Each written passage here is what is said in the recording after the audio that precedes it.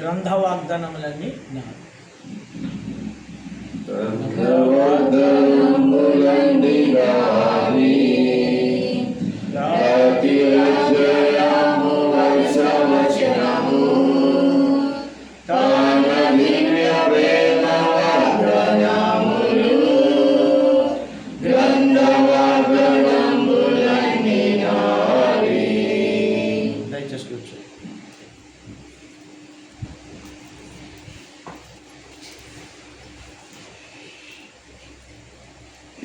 వాక్య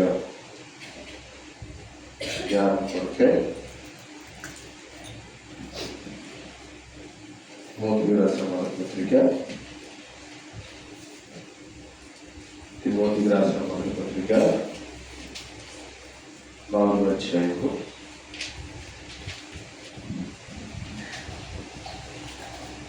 11-12 వచనాలు.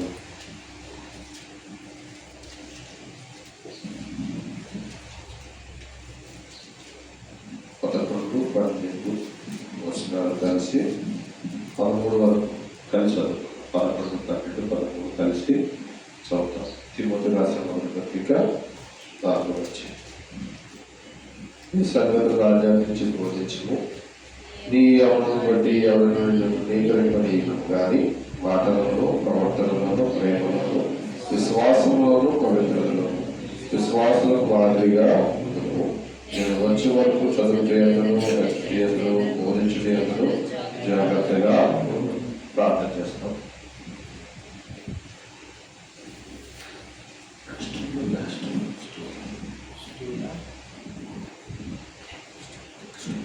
కృపాసంపూర్ణం మరియు రాజ్యాన్ని పరిశుద్ధమైన వందనాలు. చదివిన వాక్యం ద్వారా నాతో మాట్లాడుతుందండి. అయ్యా, ముఖ్యంగా ఈ దినము యవనస్తులకు కొరకై సిద్ధపరిచిన వాక్యాన్ని మీరే బయలుపరిచి నీ ప్రియులతో మీరే మాట్లాడండి, బలపరచండి. మీ వాక్యం చేత సంతృప్తి పరుస్తూ రండి. ఈ సన్నిధిని మాతో పాటు ఉంచండి. అపవాదాన్ని దూరపరుస్తుంది. మీ దాసునైనా జ్ఞాపకం చేసుకుని మీ రక్తంలో కడిగండి, శుద్ధీకరించుకునే నాలుగు మాటలు ఉంచండి. ఈ జనులను మీరే ఆయుధపరిచి బలపరుస్తూ రండి. అయ్యా ప్రభు వాక్యం చేత వారిని భద్రపరచండి, మేలు చేయండి. మేము ఇచ్చిన రక్షణ బట్టి, మేము ఇచ్చిన రక్తాన్ని బట్టి మరోసారి నేను ఆరాధించడానికి వస్తుంది.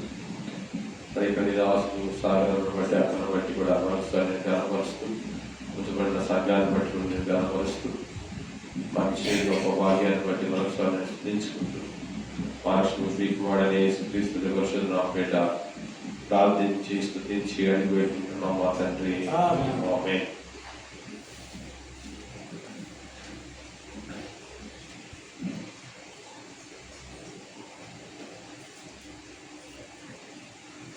పౌలు గారు తిమోతికి రాస్తూ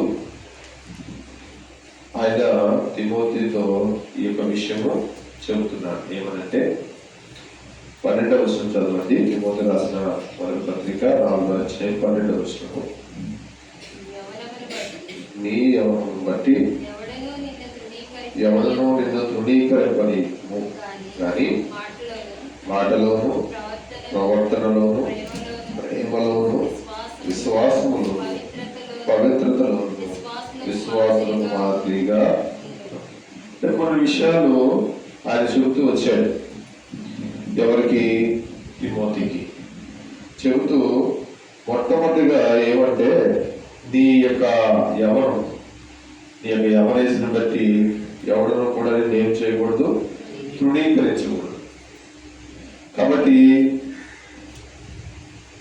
నీ యొక్క మాట, ప్రవర్తన, నీ ప్రేమ, విశ్వాసం, పవిత్రత ఎట్లా ఉండాలంటే విశ్వాసానికి మాదిరిగా ఉండాలని ఆయన కొన్ని ఈ మాటల చేత తిమోతిని హెచ్చరిస్తూ వచ్చినాడు.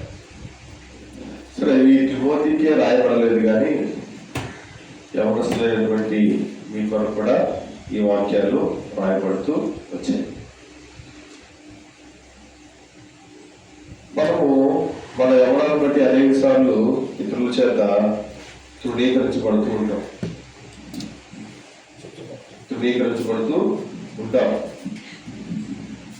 అయితే తృణీకరించబడటం అనేది సామాన్యమైన విషయమే.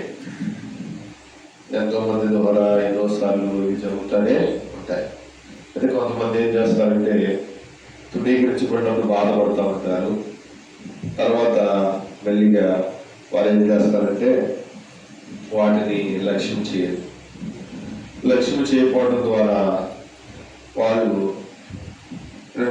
మాటలోను, ప్రవర్తనలోను, ప్రేమలోను, విశ్వాసంలోను, ప్రవర్తనలోను మాదిరిగా లేకుండా ఉంటారు. సరే, యవనస్తులుగా మనము ఈ విషయాలని మనము తెలుసుకోవాలి, వాటిని అనుసరించాలి.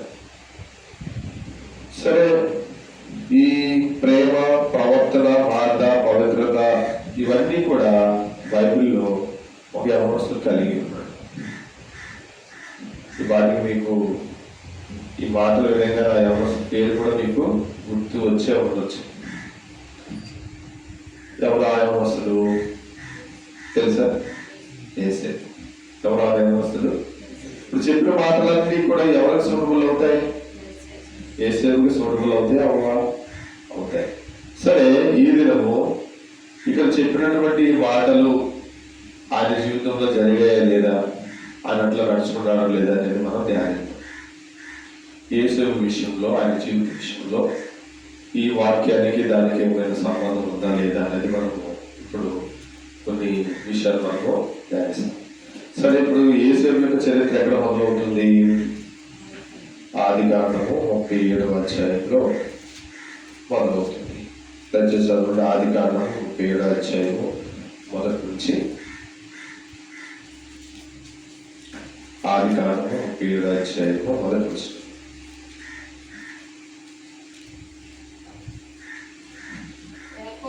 యాకోబు తన తండ్రి పరదేశివాసిగా ఉండిన కానాను దేశంలో నివసించెను.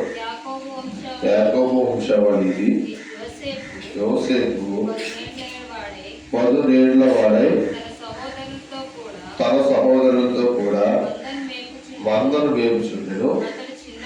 అతడు చిన్నవాడై తన తండ్రి భార్య అయిన బిల్హా కుమారులు ఎందరూ జల్హా కుమారులు ఎందరూ ఉండెను. ఇప్పుడు యోసేపు వారి చెడుతనము గూర్చిన సమాచారము వారి తండ్రి వద్దకు తెచ్చుచుండువాడు.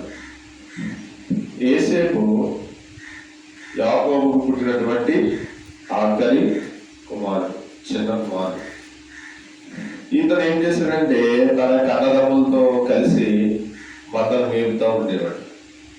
ఆ మందను మేపే క్రమంలో వారి యొక్క అన్నదమ్ములు ఏం చేసేవారు? చెడుతనము చేసేవారు. అది యోసేపు గ్రహించి ఆ విషయాన్ని తీసుకొచ్చి ఎవరు తెలియపరిచేవాడు? తన తండ్రికి తెలియపరిచేవాడు.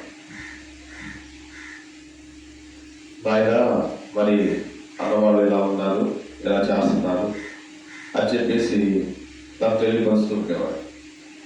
తర్వాత కొద్ది రోజులు అయిన తర్వాత తన తండ్రి ఏం చేస్తాడంటే వారి యొక్క సహోదరులు మందరం మేపడానికి వెళ్ళారని చెప్పి వారి యొక్క సమాచారాన్ని తీసుకురమ్మని ఈయన ఏం చేస్తాడు? యోసేపును పంపిస్తాడు. చదవండి 12వ వచనం నుండి. అతని సహోదరులు షెకెములో తమ తండ్రి మందరము మేపుటకు వెళ్ళిరి.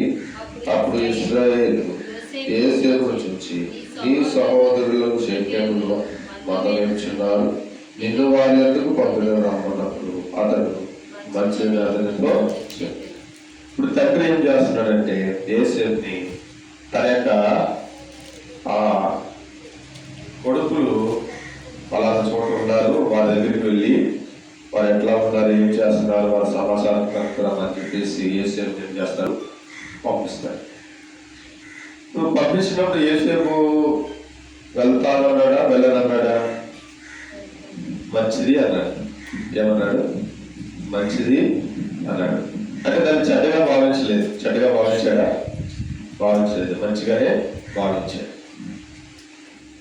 అంటే ఇప్పుడు తండ్రి యొక్క మాట విన్నాడా, వినలేదా?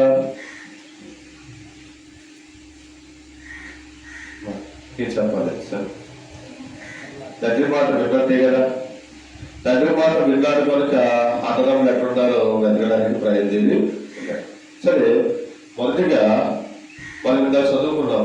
ఏది? తిమోతి రాసిన మొదటి పత్రిక 4:12. ఏ విషయంలో మనం విశ్వాసం మాదిరి ఉండాలంట?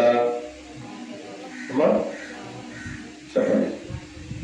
మాటలోను, ప్రవర్తనలోను, ప్రేమలోను, విశ్వాసం కదా. ముందు చూడండి, మాటలో మాదిరిగా ఉంటున్నాడు అంటే తండ్రి చెప్పినటువంటి మాటను యేసు ఏం చేస్తున్నాడు? వింటున్నాడా వినట్లేదా? అంటే ఇప్పుడు తండ్రి యొక్క మాటలు వింటున్నాడంటే తండ్రికి లోపడుతున్నాడా లోపడలేదా? అవునా? ఎవరు తండ్రి మాటకు లోపడతారు? తండ్రి మాటకి ఎవరు లోపడతారు? బ్రదర్స్ మీరు చెప్పండి, తండ్రి మాటకి ఎవరు లోపడతారు? మీ సేవకుడి మాటకి మీరు లోపడతారా? మీ సేవకుడి మాట వింటారా మీరు? ఎందుకు వింటారు? ఎందుకు వింటారమ్మా? గౌరవం తేనా? సేవకుడంటే గౌరవం, సేవకుడంటే ఒక మర్యాద, అదే కదా. అలాగే తండ్రి మాట ఎందుకు వింటారు ఎవరైనా? తండ్రి మీద ఉన్నటువంటి గౌరవమేగా. తండ్రి మీద ఉంటే మమకారము, మర్యాద మీదే కదా. వాళ్ళ కాకుండా తండ్రి మాట వినకుండా ఎదిరిస్తారు అనుకోండి, అతను ఏ కుమారుడు అంటారు? మంచి కుమారుడు అంటారా? కదా. చూడండి, ఏసేపు విషయంలో మీరు గమనిస్తే ఇప్పుడు ఏసేపు ఎవరి మాట వింటున్నాడు? తండ్రి మాట వింటున్నాడు. ఎవరి మాట వింటున్నాడు? తండ్రి మాట వింటున్నాడు. చిన్నవాడే, అందరికంటే చిన్నవాడే. చిన్నవాడు కనుక తండ్రి మాట వింటున్నాడు. మరి ఎవరైతే తల్లిదండ్రులకు లోపడతారో, ఎవరైతే తల్లిదండ్రుల మాట వింటారో వాళ్ళకి ఏమవుతుందో తెలుసా? ఏం జరుగుతుందో తెలుసా? మేలు కలుగుతుంది. ఎఫెసీయులకు రాసిన పత్రిక 6:2 చదవండి. ఎఫెసీయులకు రాసిన పత్రిక 6:2. ఎఫెసీయులకు రాసిన పత్రిక 6:2. నీకు మేలు కలుగునట్లు నీ తల్లిని నీ తండ్రిని సన్మానింపు. తర్వాత అప్పుడు నువ్వు భూమి మీద దీర్ఘాయుష్మంతుడవు అవుతావు. మనము వారి మాట వింటే వారిని గౌరవించినట్టే, వారి మాట వింటే వారిని మనం ఏం చేసినట్టే? సన్మానించినట్టే.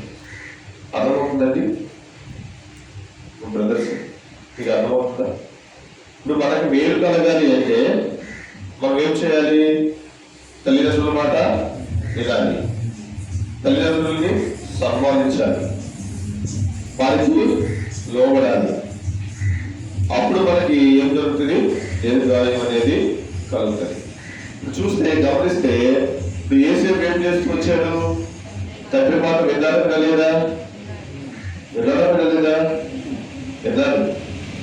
మనము కూడా యవనస్తులుగా మీరు ఉన్నారు కనుక మీరు ఎవరి మాట వినాలి? ఎవరి మాట వినాలి? తల్లిదండ్రుల మాట వినాలి. తల్లిదండ్రుల మాట వినడం ద్వారా మీకేం కలుగుతుంది? మేలు కలుగుతుంది. రెండోదిగా దీర్ఘాయువు కలుగుతుంది. చూడండి, కొంతమంది తల్లిదండ్రుల మాట వినప్పుడు ఏమంటారు?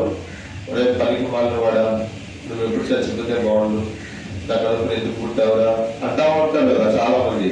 అంటే తల్లిదండ్రులు దీవించవలసిన వారే మనము ప్రవర్తన బట్టి, మన మాటలను బట్టి ఏమంటారు? వాళ్ళు దూషిస్తారు, మనల్ని శపిస్తూ ఉంటారు కదా. కాబట్టి తల్లిదండ్రులని రెస్పెక్ట్ చేయని వారికి వాక్యం ఏమని సెలవిస్తుందో తెలుసా? సామెతల గ్రంథము 30:17 చదవండి. సామెతల గ్రంథం 30:17. తండ్రిని అపహసించి తల్లి మాట వినవల్లనే వారి కన్ను లోయపాకులు పీకును, పక్షిరాజు పిల్లలు దాన్ని. ఎవరైతే తండ్రిని అపహాసించి తల్లి మాటను వినకుండా ఉంటారో వారి కన్ను లోయ కాకులు పీకి పక్షిరాజు పిల్లలు దాన్ని ఏం చేస్తాయి? ఏంటంటే తినివేస్తాయి. చాలా మంది తల్లిదండ్రులని లెక్క చేయలేదు.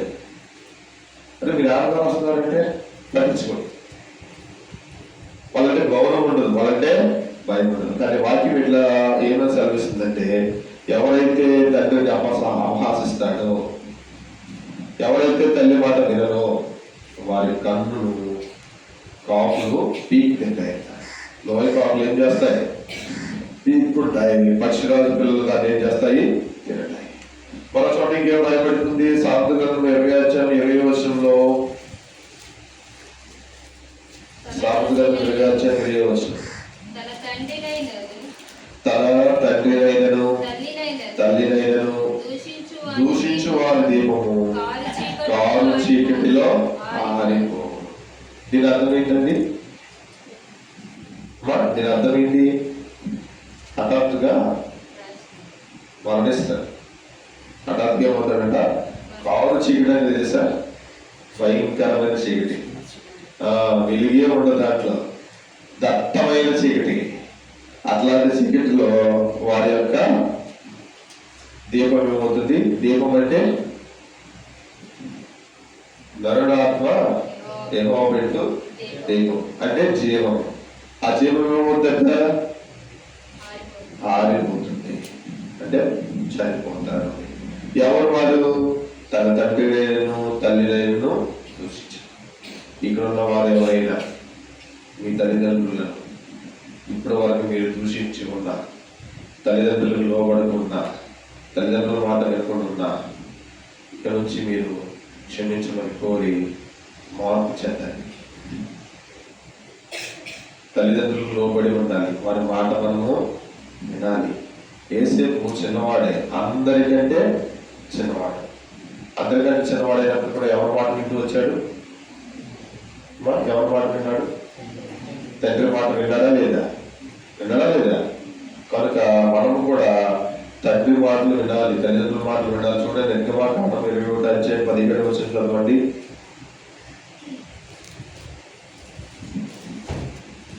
నిర్గమాకాండం 21:17. తన తండ్రినైనను తల్లినైనను శపించేవాడు నిశ్చయముగా మరణ శిక్ష నందును. పాత నిబంధన ధర్మశాస్త్రం ఏమని సెలవిస్తుంది? ఎవరైతే తండ్రిని కానీ తల్లిని కానీ శపిస్తారో, శపిస్తారండి? శపించరా? శపిస్తున్నారు ఈ రోజుల్లో. నాకు తెలిసిన ఒక ఆయన వేరే వాళ్ళ దగ్గరికి వెళ్ళి, మా తల్లి మా తండ్రి దుర్మార్గులండి అన్నాడంట.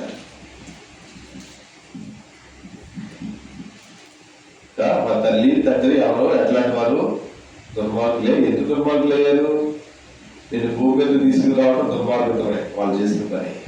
నీకు బట్టలు లేనప్పుడు బట్టలు ఇవ్వడం దుర్మార్గతమే, అన్నం లేదంటే అన్నం పెట్టడం దుర్మార్గతమే, డబ్బు లేనప్పుడు దుర్మార్గతమే. ఈ రోజు నేను ఈ పొజిషన్లో వచ్చారు కదా, వాళ్ళు చేసిన తప్పదే. అదే పుట్టగానే నేను చంపేసుకుంటే వాళ్ళు దుర్మార్గులుగా ఉండరు. కొంతమంది చూడండి ఎలా తయారైపోతూ వచ్చారంటే, కొంత ఎవరు వివాహం చేసుకునే సమయంలో, అమ్మ నీ తల్లిదండ్రులు ఉద్దేశం వచ్చావు, నువ్వు ప్రేమించి పెళ్లి చేసుకుంటున్నావు, ఎవరో ఇద్దరు మొహం నీకు తెలియదు కదా అంటే, మా తల్లిదండ్రులు ఎప్పుడో చచ్చిపోయారండి, ఇంకా నాకు ఎవరు లేరండి. మరి ఎలా వచ్చింది భూమి మీదకి? మర్చిపోతారు. ప్రియుడు మోజులో ఉండి, ప్రియురాలు మోజులో ఉండి, ఎవరు కూడా గుర్తురాదు, కన్ను మీద కారదు చాలా మందికి. అట్లాంటి వాడు మరణ శిక్షలు ఉంటాయి. అర్థమవుతుందా? ఎవరండి? తల్లిదండ్రులను ఎవరైతే దూషిస్తారో వాళ్ళు ఏమవుతారంట? మరణ శిక్ష నొందుతారు. మీరు చూడండి, తదుపరి 21:15 చదువుతారా? తండ్రినైనను తల్లినైనను కొట్టువాడు నిశ్చయముగా మరణ శిక్ష. ఇందా మనం చదివిన దాంట్లో తల్లిదండ్రులను దూషించేవాడు మరణ శిక్ష పొందుతాడు. తర్వాత తల్లిదండ్రులను పుట్టిన వాడు ఏమవుతాడు? మరణ శిక్ష పొందుతాడు. కొట్టారు ఎవరైనా తల్లిదండ్రులను? కొట్టలేదా? పట్టించుకున్నారు. కొంతమంది తల్లిదండ్రులు కొట్టేవాళ్ళు. మొన్న నేను ఒక వీడియో చూశాను. ఒక పాప, కాలేజ్ పాప, టీచర్ మొబైల్ ఫోన్ తీసుకుందని చెప్పు తీసుకొని వచ్చేసింది, కొట్టేయడానికి. తెలుసా? చూసారా ఎవరైనా? టీచర్ కొట్టడానికి వచ్చేసింది, కొట్టేసింది. టీచర్ ఎవరండి? గురువు, దైవంతో సమానం. అవునా? ఇంకోటి చూశారు, క్లాస్ రూమ్లో సార్ని, టీచర్ ఒక సార్ని పట్టుకుని వచ్చి పొట్టలో గుద్దేసేది. పొట్టలో గుద్దేస్తే ఇద్దరు స్నేహితులు వచ్చి ఆఫ్ చేశారు. చూసారా ఆయన? చూడలేదా? చూసారు కదా. పొట్టలో గుద్దేయడానికి వచ్చాడండి. టీచరు ఏంటి? నీకు మంచి మార్గం బోధించే టీచరు, నీకు చదువు చెప్పే టీచరు, నీకు జ్ఞానం బోధించే టీచరు. ఈ విషయంలో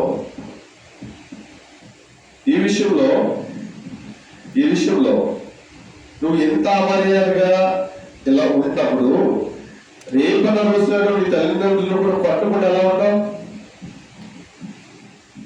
నచ్చిన కూర ఉండకపోతే కిందలు గిరాట వేస్తారు, నచ్చిన అన్నం ఉండకపోతే కొట్టేస్తారు, పార్టీలకు వెళ్ళాలంటే డబ్బులు కావాలి. మనం చూశాను, వాళ్ళ అమ్మ వాళ్ళు ఎంట్లో కష్టపడి పని చేస్తూ ఉంటే వీడు బస్సుల్లో తిరుగుతూ ఉండి డ్యాన్స్ వేస్తా ఉన్నాడు. ఎక్కడ వస్తుంది డబ్బు? సంపాదిస్తున్నారండి.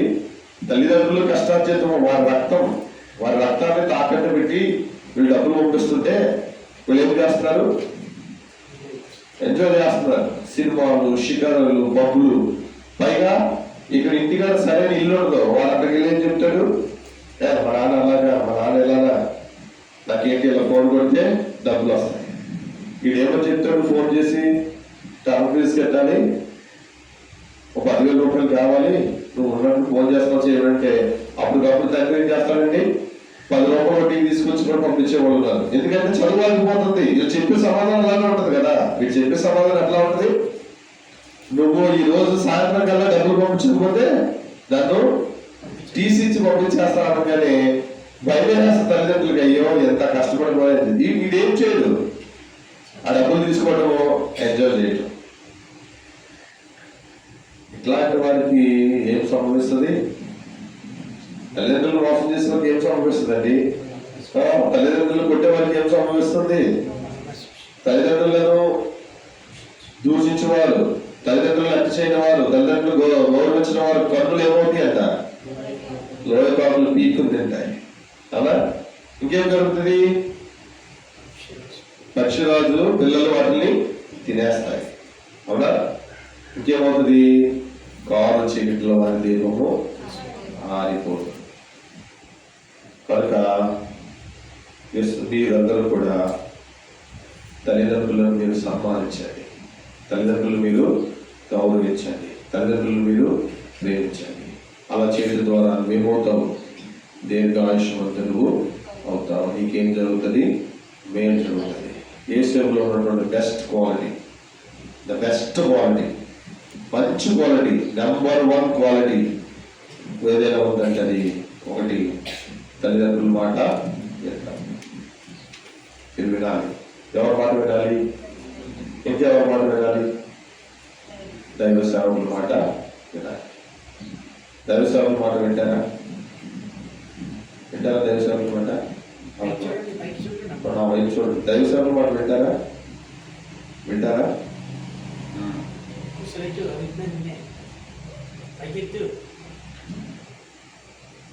సమూయేలుని అన్న మంత్రులు విడిచిపెట్టిన తర్వాత సమూయేలు మంత్రులు పడుతున్నాడు. దేవునికి ఆరిపోలేదు. ఆరిపోయే సమయానికి దేవుడు సమూయేలుతో మాట్లాడుతుంటే సమూయేలు వెంటనే లేచి ఏలీ దగ్గరికి వెళ్ళాడు. అయ్యా, నువ్వు నన్ను పిలిచావు, నేను వచ్చానంట. ఏలీ అంటాడు, నేను నిన్ను పిలవలేదు, నువ్వు వెళ్ళి పడుకుంటే పడుకుంటే మళ్ళీ ఒక స్వామి పడుతుంది. మళ్ళీ టక్మలు చేశాడు, మళ్ళీ ఏలీ దగ్గరికి వెళ్ళాడు. అయ్యా ఏలీ మళ్ళా పిలిచాడు, నేను పిలవలేదు. చూడండి, ఏలీ పిలవనప్పటికీ కూడా ఏలీ దగ్గరికి వెళ్ళి లోపడుతున్నాడు. ఎవరైనా సమయం మనం పిలిచినారాము రే వాళ్ళకు ఎక్కడ ఉన్నావురా? వచ్చేస్తాను అన్న, 10 నిమిషాలు వస్తాను. వాడు గంట కూడా రాడు, 2 గంటలైనా రాడు. మా మందిరంలో పని ఉంది, సిస్టర్స్ అందరూ వచ్చి సాయంత్రం ఊడ్చి శుభ్రపరచడం, లేకపోతే ఆదివారం అంటే అదెంత పని అన్నా వచ్చేస్తాం, సాయంత్రం మొత్తం వచ్చేసి కడిగి వెళ్ళిపోతాం. గుర్తుపెట్టుకోండి, లోబడిన వాడికి శ్రమ. ఎవరికి శ్రమ? మాట వినని వాడికి లోబడిన వాడు. మాటకి ఎవరైతే వినరో, ఎవరు లోపడరో, వాక్యానికి ఎవరు లోపడరో, దైవ సేవకులకు ఎవరు లోపడరో వారికి ఏమవుతుంది? శ్రమ కలుగుతుంది. గుర్తుపెట్టుకోవాలి. దేవుని యొక్క సేవకుల మాట వెనుక వెరవీగి నడుచుకున్న వారు చాలా మంది ఈ రోజు నాడు బ్రతుకులు బాగలేదు. మనం చెప్పవసరం లేదు. అవునా? యేసేపు తర్వాత ఎలాగ అభివృద్ధి చెందాడో చెబుతాను. దానికి ముందు నేను లైఫ్లో సక్సెస్ఫుల్ పర్సన్ అవడానికి మొదటి మెట్టు తల్లిదండ్రులకు విధేయుడయ్యాడు, లోబడ్డాడు. ఈ దినము ఈ యొక్క పాఠంలో, యేసు పాఠంలో మనం మొదటిగా నేర్చుకునేటువంటి ఒక మంచి లక్షణం ఏంటి చెప్పండి? తల్లిదండ్రులకు లోబడాలి, తల్లిదండ్రుల మాట వినాలి. దైవ సేవకులు లోబడాలి, దైవ సేవకుల మాట వినాలి. మొదటిగా అయిపోయింది. రెండవదిగా, ఇప్పుడు యేసేపు చిన్నవాడైనప్పుడు వారి యొక్క అన్నదమ్ముల యొక్క చెడుతనాన్ని ఎవరు చెప్పేవాడు? అన్నదమ్ములకి ఏం చెప్పేవాడు?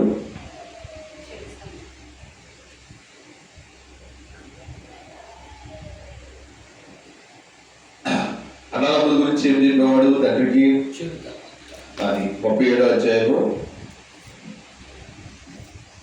2వ వచనము లాస్ట్ 2 లైన్లో ఉంది, చదవండి.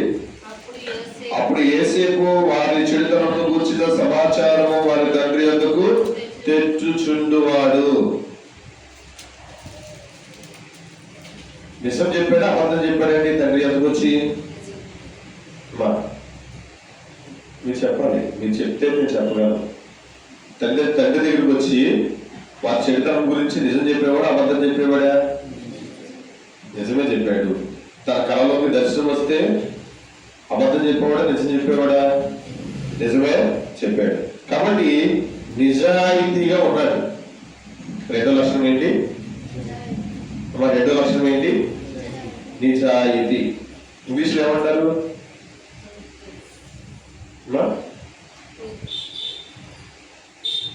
ట్రూత్లెస్,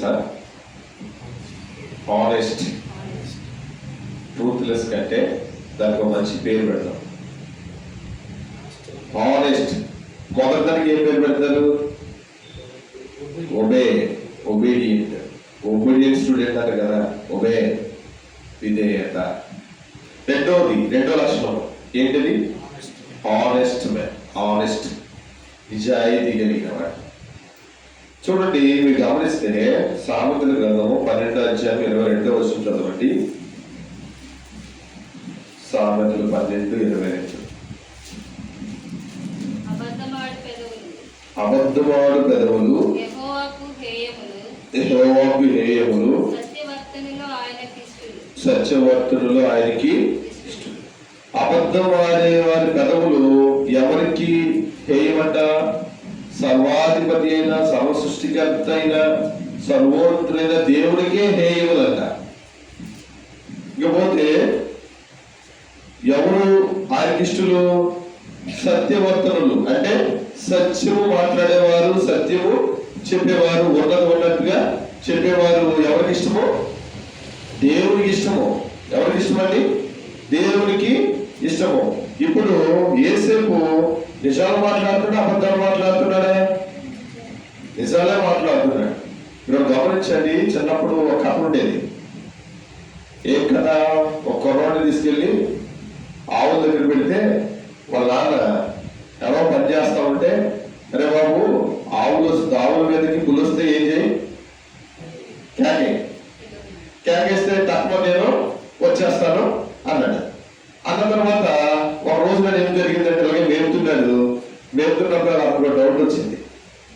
మన నాన్నగారు వస్తా అన్నాడు, వస్తాడా రాడా అని టెస్ట్ చేద్దామని చెప్పేసి నాన్నోపులు అన్నాడంట. నాన్నోపులు అనగానే గమోగా ఆ మాట విని ఆయన ఏం చేశాడు? తొందరగా ఉరుపరులు వచ్చేది పుల్లు లేదు. రాగానే వచ్చి తండ్రిని చూడగానే ఏమంటున్నాడు? నవ్వుతున్నాడు. జోక్ చేశాను కానీ ఏమంట? జోక్ చేశాను, వస్తావా రావా? సరే. రెండోసారి కూడా మళ్ళా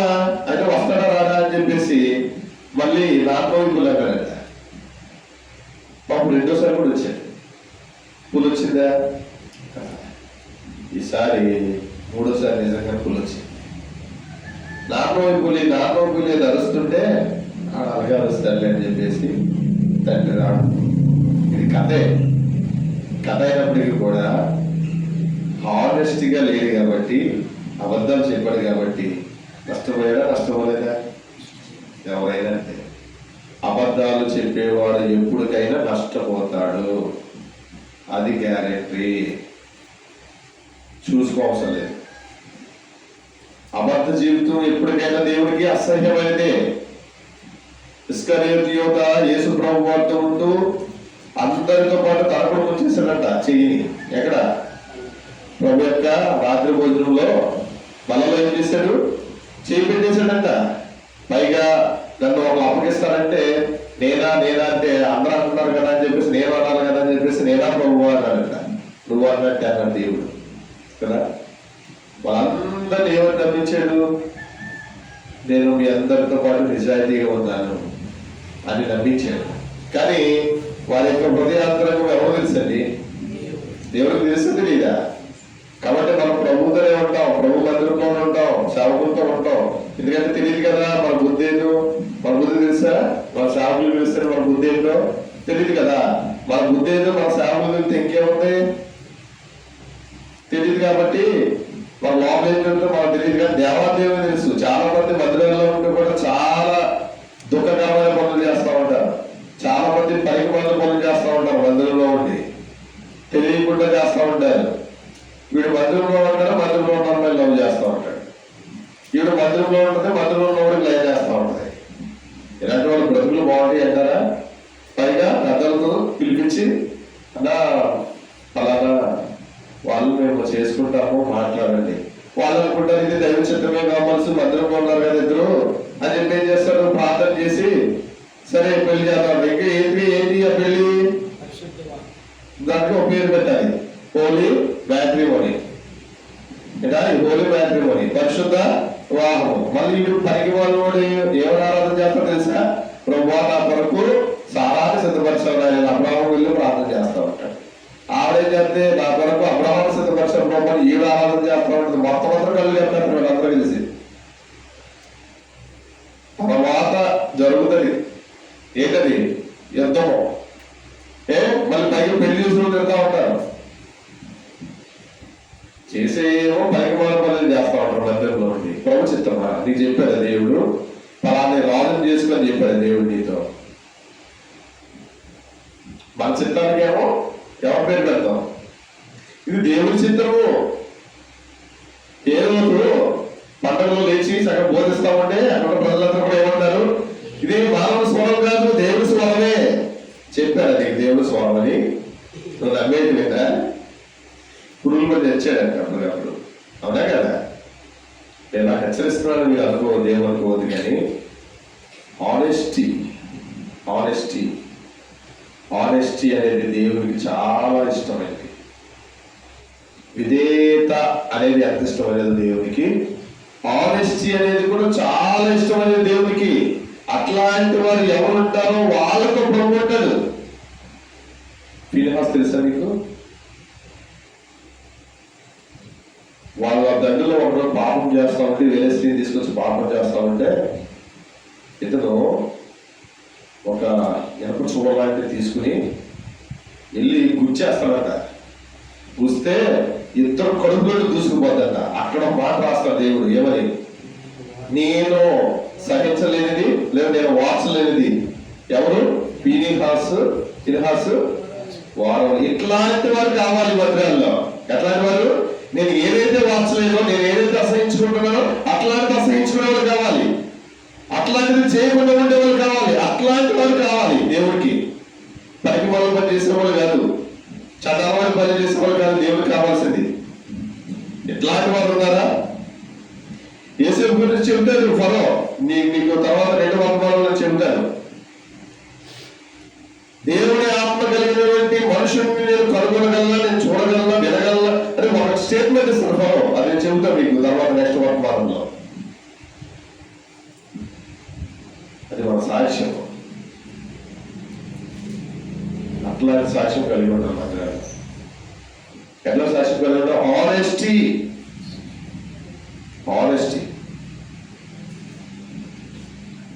వాళ్ళు ఏది చేస్తున్నారో అది తీసుకొచ్చి దగ్గర చెప్పాడు. ఎవరసలు బయటకు వెళ్తారు, రే వచ్చేస్తున్నాం నేను అమ్మానాలు చెప్తానంటే మీరు చెప్పగరా అని వీళ్ళు నాకు చేస్తారు. కానీ మొత్తం అందరూ కూడా చెప్పకపోవడం వల్ల ఏం జరిగింది తెలుసా? యేసేపు హానెస్ట్గా ఉన్నారు కానీ అన్నదమ్ములు హానెస్ట్గా లేదు. ఏం చేసింది తెలుసా? యేసేపుని చెప్పలే, గోధులో కూడా పెట్టలే. ఫైనల్ గా చేసింది ఏంటంటే అభివేశాడు. అభివేసి ఒక మేకపిల్లని కోసి తన రక్తాన్ని ఆ అంగీకి పెట్టేసి వెళ్ళి తీసుకెళ్ళి ఏం చెప్పారు తెలుసా? అరవ మృగాలను చంపేసి నీ కొడుకుని చెప్తే అది విషయము వీళ్ళు చెప్పింది అబద్ధం, కానీ తండ్రి అది నిజమని నమ్మి ఎన్నో రోజులు తొక్కించాడంట. ఇక పైన అన్నాడు, మృతుల లోకానికి నేను వెళ్ళిపోతాను యేసేపు దగ్గరికి అని చెప్పేసి అన్నాడు. వాళ్ళు చచ్చిపోతే యాకోబు నిన్ను ఎవరు ఆశీర్వదిస్తాడు? మిమ్మల్ని అందరూ ఎవరు ఆశీర్వదించాలి? యాకోబు ఆశీర్వదించాలి కదా. అంటే ఆశీర్వాదాన్ని కూడా పోగొట్టుకోవడానికి రెడీ అయ్యారు తప్ప కానీ వీళ్ళు నిజం చెప్పడానికి రెడీ అవ్వలేదు. పైగా రక్తం పంచుకుని పుట్టినటువంటి అన్నదమ్ములు వీళ్ళు. మందిరాల్లో ఉండి నీకు రిలేషన్ ఉండదు, వాళ్ళు ఎక్కడో ఉంటారు. ఆ హిందువో తెలియదు, ముస్లిం తెలియదు, మందిరానికి వస్తాడు, వాడు ఏ కష్టం నీకు తెలియదు. అట్లాంటి వాళ్ళు ఏం చేయాలా? ప్రేమించాలి. రక్త సంబంధులు ప్రేమించిన వారు ఉన్నారండి ఇప్పుడు. ఎందుకంటే యేసుప్రభు దగ్గర రావడం, ఎందుకు యేసుప్రభు సహవాసం చేయడం? బయట సరిపోదు కదా, బయట రాజకీయాలు చేసుకుని సరిపోతుంది, మందిరాల గురించి చేసుకోవాల్సిన లేదు. వాడు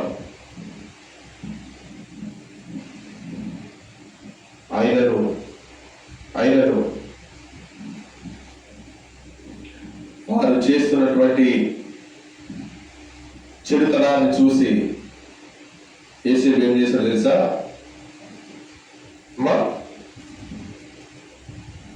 వాళ్ళ నాన్నగారిని తీసుకొచ్చి చెప్పేవాడుగా ఉన్నాడని మనం చదివాం కదా. ఆనెస్టీ అని చెప్పేసి నిజాయితీగా ఉన్నాడు చెప్పాడని చెప్పాము కదా. కనుక వాళ్ళు మనోడు రాగానే మనోడి మీద ఏం పెట్టేసుకున్నారు? చూడండి 8వ వచనము 11వ వచనం చదవండి.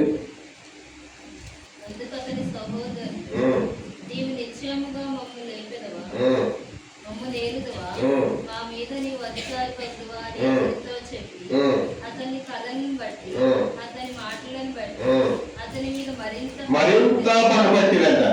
పగ ఎవరి మీద పెడతారంటే శత్రువు మీద కదా, కీడు చేసేవాడి మీద కదా పగబెట్టేది.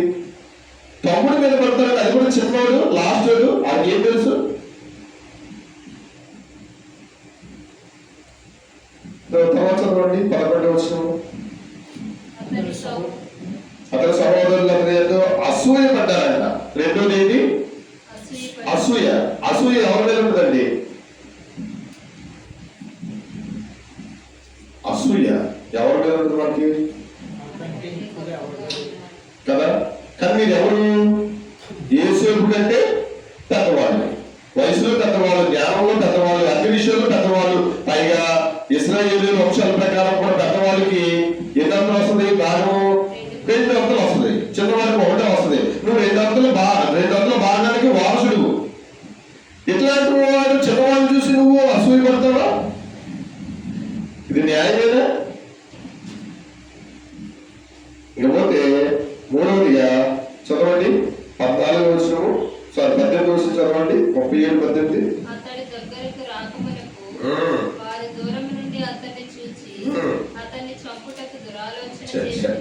ఏ ఆలోచన అండి?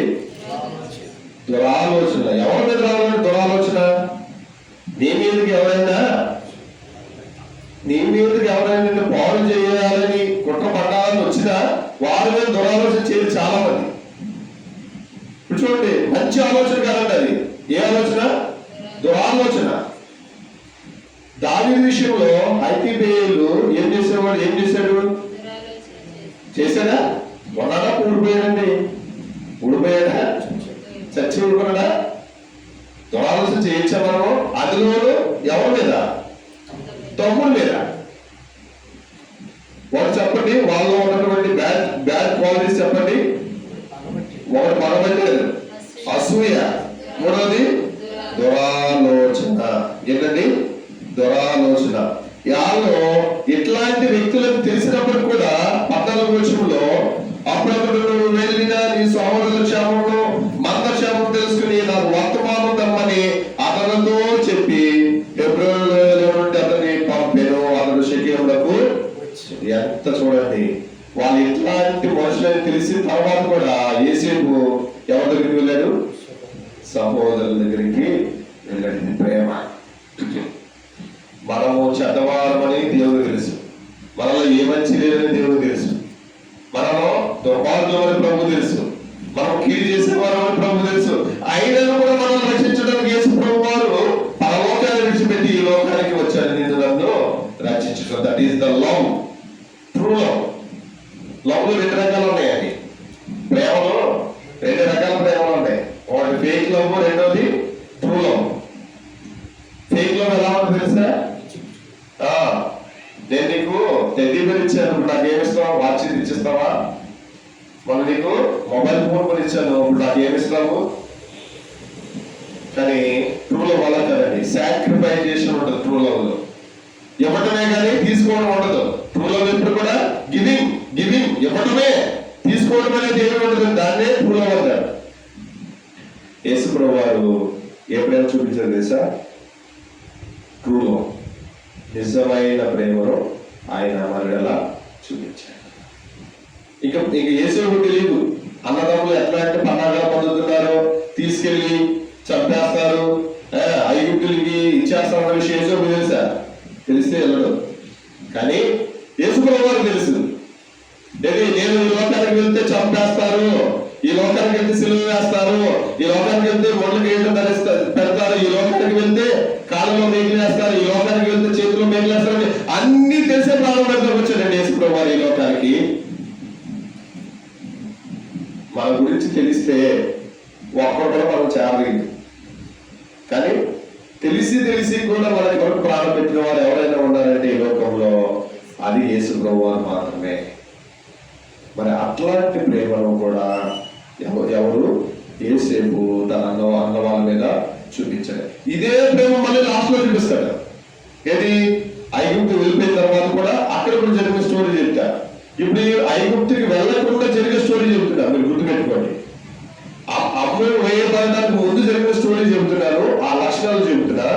తదుపరి ఆయన అమ్మ వేయబడిన తర్వాత ఉన్నటువంటి లక్షణాలు కూడా చెప్పి, ఆయన ఈ లక్షణాలు కలిగి ఉన్నారు కాబట్టి ఆయనకి ఏం జరిగిందో మీకు కంక్లూజన్ నేను ఇస్తాను.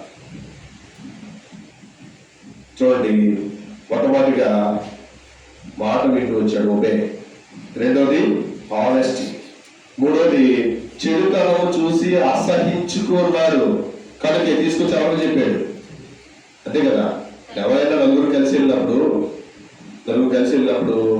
ఎవరైనా మందు తాగి చిదిరేస్తా ఉన్నారు అనుకోండి, వాడు ఏం చేస్తాడు?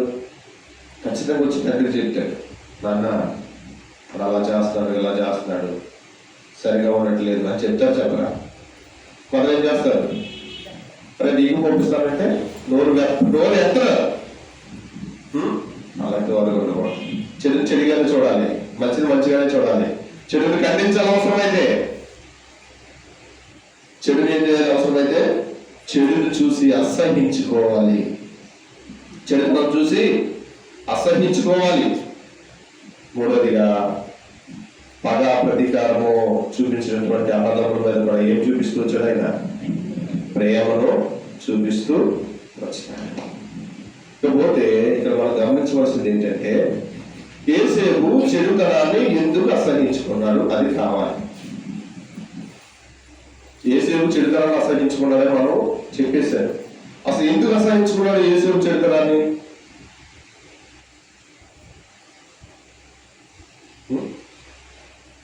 యేసేపు చెడుతనాన్ని ఎందుకు అసహించుకున్నాడు? ఊళ్ళోనే మీరు రాసుకుంటారంటే నా దగ్గర చాలా ఉంది, ఇచ్చేస్తే అంటాను, మీరు రాసుకున్నారు. యేసేపు చెడుతనాన్ని అసహించుకున్నాడా? ఎందుకు అసహించుకున్నాడు? అసలు చెడుతనాన్ని ఎవరు అసహించుకున్నారు?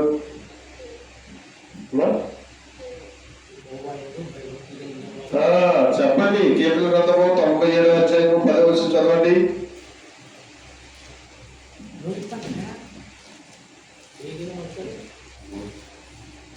97:10 కీర్తన గ్రంథం. యెహోవాను ప్రేమించువారులారా, యెహోవాను ప్రేమించువారులారా. చెడుతనమును అసహ్యించుకొనుడి. ఇప్పుడు చెప్పండి, యేసేపు చెడుతనాన్ని ఎందుకు అసహించుకున్నాడు? మీరు చెప్పండి. బాబు చెప్పు. దేవుని ప్రేమించారు. ఎవరైతే దేవుని ప్రేమిస్తారో వారు చెడుతనాన్ని ఏం చేస్తారు? అసహించుకుంటారు. అసహ్యం అంటే ఏంటి తెలుసా? అసహ్యం అంటే ఏంటి తెలుసా అండి? ఇక దాన్ని చూసారంటే ఒళ్ళంతా కంపరం వచ్చేది. అదే అసహ్యం అంటే, ఒక మాట చెప్పాలంటే. అవునా కదా? ఒక దాన్ని చూస్తే మనకి కంపరం వచ్చేది, చిచ్చి చిచ్చి అనిపించాలి. అదే అసహ్యం అంటే. దాన్ని చిన్న వయసులో ఏం చేశాడు? చెడుతనాన్ని అసహించుకున్నాడు. చూడండి, వాళ్ళని అసహించుకోలే, అన్నదమ్ములు అసహించుకోలే, వాళ్ళలో చెడుని అసహించుకున్నాడు. గుర్తుపెట్టుకోలేక మీరు, మనుషులు అసహించలే, వారిలో ఉన్న చెడు బుద్ధులు అసహించుకుని వచ్చి ఏమో చెప్పాడు తండ్రికి? చెడుతనంలో కూర్చి చెప్పాడా? వాళ్ళందరూ చెడ్డ వాళ్ళు ఉన్నారని చెబుతూ వచ్చాడా? కదా? మనమైతేనా కూర్చుని లేనుకుని మొత్తం వాళ్ళేదా ఉంటాం. ఒక మనిషిని బ్యాడ్ చేయడం తప్పు. ఒక మనిషిలో ఉన్న చెడ్డ గుణం గురించి మాట్లాడటం మంచిదే, కాదనట్లే. ఆయన మంచోడే, కానీ ఆయన బుద్ధి బాలే. మన తప్పిపోయిన కుమార్ విషయంలో ఏమని రాశారు? బుద్ధి వచ్చినప్పుడు. అంతేనా? బుద్ధి ఏమైంది? బుద్ధి పోవడం వల్ల ఏం జరిగింది? వ్యభిచారం అయ్యాడు, దుర్వ్యాపారానికి వెళ్ళాడు, డబ్బులు పోగొట్టుకున్నాడు, తండ్రి నుండి వచ్చేసాడు.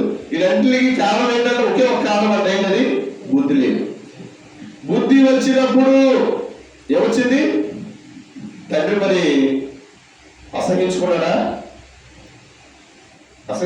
తండ్రి అసహించుకోవాలా. పురుగు బట్టలతో ఉన్న అన్ని పోగొట్టుకున్నా సరే తండ్రి వచ్చి ఏం చేశాడు? అర్చేసుకున్నాడు. ఎందుకని మళ్ళా తనకి ఏమొచ్చింది? బుద్ధి వచ్చింది. కాబట్టి మనిషిని మనం అసహించుకోకూడదు. మనిషిలో ఉన్నటువంటి చెడును, బుద్ధి లేని తత్వాన్ని మనం ఏం చేయాలి? అసహించుకోవాలి. ఇది అందరి వల్ల అవదండి. ఇది అందరి వల్ల అవ్వదు. ఎవరి వల్ల అవుతుందో తెలుసా? యేసు ప్రభువారి రక్తంలో కడగబడి యేసు ప్రభువారితో సిలువలో చచ్చిపోతేనే తప్ప కానీ ఇది జరగదు. లేదా భార్యలో కూడా చెడుతనం చూసేవాళ్ళు ఉన్నారు ఈ రోజు. భర్తలో కూడా పరిశుద్ధత చూడలేని స్త్రీలు ఉన్నారు ఈ రోజున, తెలుసా? భర్త గురించి అసహ్యంగా మాట్లాడేవాళ్ళు ఉన్నారు. భార్య గురించి రహస్యంగా ఉండాల్సిన విషయాలు కూడా స్నేహితులతో చెప్పే దుర్మార్గులు ఉన్నారు ఈ రోజు. నా వైపు నాకు తెలియదు, కానీ నేను చెబుతున్నాను ఎగ్జాక్ట్లీ. నీ భార్య గురించి ఇతరులు నువ్వు చెప్పొచ్చా? నీ భర్త గురించి ఇతరులు నువ్వు చెప్పొచ్చా? ఆవిడ లోపం చెప్పు. అన్న ఆవిడ పనులు చేసుకోలేదన్న, నేనే చేస్తాను, వంట చేస్తాను అన్న, తన చేతులు సరిగా పని చేయట్లేదు, ఎంత బాగుండలేదు. రైట్. శుభ్రంగా తినేదన్నా, ఏం ఉండదన్నా, పని చేయదు, ఏం లేదు, పడుకుంటుందన్నా, ఇది కరెక్ట్ కాదు. ఇప్పుడు చెప్పండి, యేసేపు చరిత్రాన్ని ఎందుకు అసహించుకున్నాడు? దేవుడు ప్రేమించాడు కనుక. నువ్వు దేవుడు ప్రేమిస్తే నువ్వేం చేయి? చెడుతనాన్ని అసహించుకో. చెడుతనం అంటే నీకు వ్యక్తి వచ్చేయాలి. కొంతమంది చెడుతనాన్ని కూడా చక్కగా చదివేసి తీసుకుపోతా ఉంటారు. సరే, రెండవదిగా ఆయన చెడుతనాన్ని ఎందుకు అసహించుకున్నాడు? సామెతల గ్రంథంలో 8వ అధ్యాయము 13వ వచనం చదవండి. యెహోవాయందు భయభక్తులు కలిగి ఉండుట చెడుతనమును అసహించుకున్నటయే. ఏంటంటే రెండవది ఏంటి? భయభక్తులు కలిగి. మొట్టమొదటి ఏంటండి? చెడుతనం ఎందుకు అసహించుకున్నాడు? దేవుడు ప్రేమించాడు. రెండవది చెడుతనాన్ని ఎందుకు అసహించుకున్నాడు? దేవుని యందు భయభక్తులు కలిగి. ఎవరైతే దేవుని యందు భయభక్తులు కలిగి ఉంటారో వారు చెడుతనాన్ని ఏం చేస్తారు? అసహించుకున్నారు. ఇప్పుడు యేసేపు ఎందుకు చెడుతనాన్ని అసహించుకున్నాడు చెప్పండి? వాటి దేవుని యందు దేవుడు ప్రేమించాడు. రెండవదిగా దేవుని యందు భయభక్తులు కలిగి ఉన్నాడు కనుక చెడుతనాన్ని అసహించుకొచ్చినాడు. కానీ ఇప్పుడు చూడండి, ఇతను ఉన్నటువంటి హానెస్టీ వల్ల, ఇతను ఉన్నటువంటి విధేయత వల్ల, ఇతను అసహించుకున్నటువంటి చెడు ఎంతో మంచి క్వాలిటీస్ ఉన్నాయని చెప్పి ఆ చెడ్డవారు తమ్ముడిని తట్టుకోలేక తమ్ముడి ఈర్ష్య పగ ద్వేషం పెట్టేసుకుని తమ్ముడిని తీసుకెళ్ళి ఏం చేశారు? అమ్మి వేశారు. యేసుక్రీస్తు ప్రభు వారు కూడా రొట్టెలు ఇస్తే రొట్టెలు బాగున్నాయి, చేపలు ఇస్తే చేపలు బాగున్నాయి, 12 గంపలు మిగిలిని ఆహా ఓహో అని ఆనందించారు. అన్ని తిన్న తర్వాత లాస్ట్ ఏమో తెలుసా? సిలువ వేయండి, సిలువ వేయండి. ఎవరిని? రొట్టెలు ఇచ్చిన వారిని సిలువ వేయండి, చేపలు ఇచ్చిన వారిని సిలువ వేయండి, కళ్ళు తెరిపించిన వాళ్ళని సిలువ వేయాలంట, కుష్ఠరోగులు బాగు చేసిన వాళ్ళని సిలువ వేయాలంట, మరణం నుండి లేకపోయిన వ్యక్తుల్ని చేసిన వాళ్ళని సిలువ వేయాలంట. మీరు చూడండి ఎంత దుర్మార్గంగా మాట్లాడుతూ వచ్చారు. సిలువ వేయండి, సిలువ వేయండి. వాళ్ళని చేతుల్లో పోయిందా? మనం కూడా అంతే. ఈ రోజు లాగిన వరకు లాగేస్తాం, వచ్చే వరకు వచ్చేస్తా ఉంటాం. తర్వాత దేవుడు మంచోడు కాదు, దేవుడి బిడ్డలు మంచోడు కాదు. కాబట్టి నేను వెళ్ళండి ఆ చర్చికి. అంతకీ ఏం చేశాను నీకు? నువ్వు చెడును అసహించుకొని ఓర్చలేవు. ఫినెహాస్ అదే చేశాడు అదే చేయలేదా? మనం అట్లా ఉండాలి. కానీ ఆ చెడుతనాన్ని చూసి మనం పాడైపోకూడదు, మనం చెడిపోకూడదు. వీళ్ళు చేసినటువంటి చిన్న మిస్టేక్. ఏసేపుని బాధ పెడుతున్నాము, ఏసేపుని బుద్ధి చెప్తున్నాం అనుకున్నారు. కానీ వాళ్ళ పేట్ల మీదకి కరువు తెచ్చుకుంటున్నారని వాళ్ళకి తెలియలేదు. తన తండ్రికి దుఃఖాన్ని కలుగు చేస్తున్న విషయం వాళ్ళు తెలుసుకోలేకపోయారు. రేపన్న రోజు అడుగు తినే పొజిషన్కి వెళ్ళిపోయిన మాట చెప్పాలంటే ఏ పొజిషన్కి వెళ్ళారండి? సారీ, నేను అలా చెప్తున్నాను, మీరు ఏమనుకోకండి. ఏ పొజిషన్కి వెళ్ళిపోయారు? అడుగు తినే పొజిషన్కి వెళ్ళారా? వెళ్ళలేదా? ఆ ఇరుపు దేశం ఎందుకు వెళ్ళారు? అడుక్కోవడానికే కదా వెళ్ళింది. అయ్యా మాకు రోకలు లేవు, దయచేసి రోకలు లేవు అడుక్కోవడానికి వెళ్ళారా? నెక్స్ట్ స్టాప్ నుంచి చెబుతాను ఈ విషయాలు. కాబట్టి యేసేపు తన తండ్రి కుటుంబం వెళ్తున్నప్పుడు, తన అన్నదమ్ములు జరుగుతున్నప్పుడు ఈ లక్షణాలన్నీ కలిగి ఉన్నాడు. ఏమేమి లక్షణాలు చెబుతూ నేను ముగిస్తా. యేసేపులో ఉన్నటువంటి లక్షణాలు ఏంటో చెబితే నేను ముగిస్తాను. మీరు చెప్పండి అమ్మా, మీరు చెప్పండి. మీకు ఈ మీటింగ్ మీకు ఓకేనా? చెప్పండి. నువ్వు చెప్పమ్మా, నువ్వు చెప్పు, మీరు 2 చెప్పండి. నువ్వు చెప్పమ్మా. తల్లిదండ్రులు మాట వినాలి. దానికి ఒక పేరు పెట్టమ్మా. వీడేత నువ్వు చెప్పమ్మా, 2 చెప్పు. ఏదో ఒకటి నువ్వు ఎలా దాంట్లో ఒకటి చెప్పు. చూసి చెప్పలే. నిశ్చయం, ఆనెస్టీ, రైట్. నువ్వు చెప్పమ్మా ఒకటి. చెడుతను అసహించుకోవడం. నువ్వు చెప్పు. దేవుని భయభక్తులు కలిగి ఉన్నాడు. అది దేనికి భయభక్తులు కలిగి ఉన్నాడు? చెడుతనాన్ని అసహించుకున్నాడు కనుక భయభక్తులు కలిగి ఉన్నాడు. మీరు చెప్పండి. దేవుడు ప్రేమించాడు. దేవుడికని చెడుతను అసహించుకున్నాడు కాబట్టి దేవుడు ప్రేమించాడు. ఇంకోటి చెప్పడం కదా మీరు. వారు దురాలోచన చేశారు. అన్ని చేసినప్పటికీ కూడా వారి క్షేమాన్ని కనుక్కోవడానికి వెళ్ళలేదా? వాళ్ళ కొరకు వెళ్తే వెళ్ళలేదు కాబట్టి కదా అభివేయపడ్డాడు. అది ఇంటిగా కూర్చుంటే జీవించేవాడేగా. అవునా కదా? అర్థమైందా? చెప్పిన విషయాలు అర్థమైందా?